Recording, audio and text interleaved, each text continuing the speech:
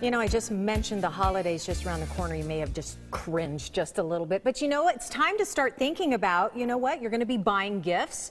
Some of those people might be hard to buy for. Maybe a collectible might be a great way to go, right? Absolutely. And I know one man who has, well, let me just tell you, it's definitely one of a kind what he features. But here's the good news, David, because the holidays are coming, whether or not to buy something, people could also perhaps get a loan, perhaps bring some of their items in and sell them to you. You can really help us out through the holidays in so many ways. In both ways. All three ways. And it's a really good point because we all have stuff that just sits. Yes. That we don't use anymore. It could be an old handbag. It could be an old piece of jewelry. It might be a piece of silver. It could be glassware. It could be a piece of art.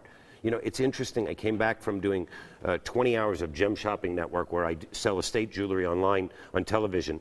And I just got back on Sunday. And when I came home and I saw my closet after not being there for a week, my wife said, "Are you going to clean out the closet?"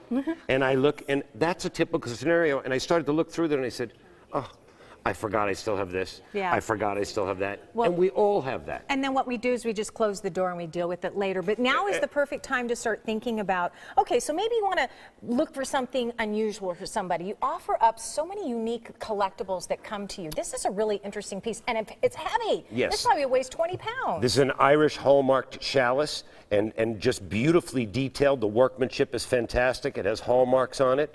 You see next to that the Native American squash blossom. We do phenomenal with Native American jewelry, especially the better signatures. Oh, really? So if you have Native, we're really strong in Native jewelry. Okay, bring it in if you're not wearing it, and a lot of people aren't. And so many are not. But it's so trendy. It's like totally. I mean, I'm wearing that piece next week in a fashion show.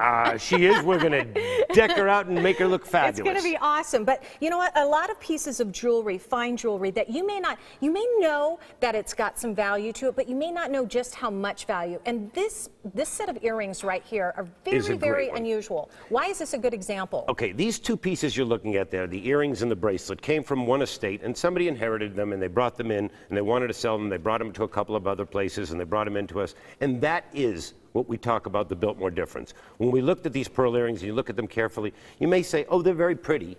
But when you look even further and you see the Cartier sign, and you see that they're signed Cartier and they're original Cartier, they have a far greater value than what someone would pay if they were just pearl and diamond earrings. Wow. The gold bracelet below that, you see so many of those that are done in Italy that are just gold. Right. This one is Bulgari. It's signed Bulgari, and consequently we'll pay so much more for it.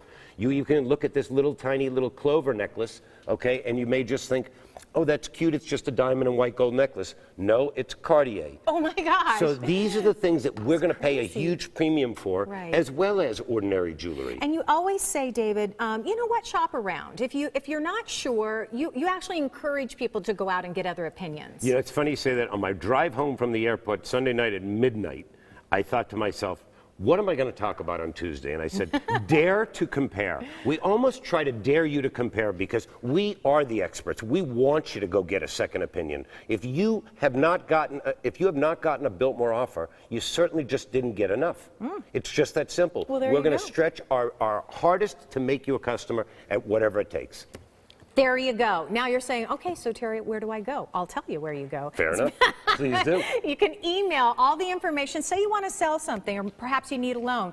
Send a picture of it to info@biltmoreloan.com. You can visit their Scottsdale location, 480-991-LOAN. You can visit the Chandler location, 480-705-LOAN. And guess what? If you want to buy some of the items or learn more about Biltmore Loan, just go to biltmoreloan.com. And to buy the items, go to biltmorelux.com.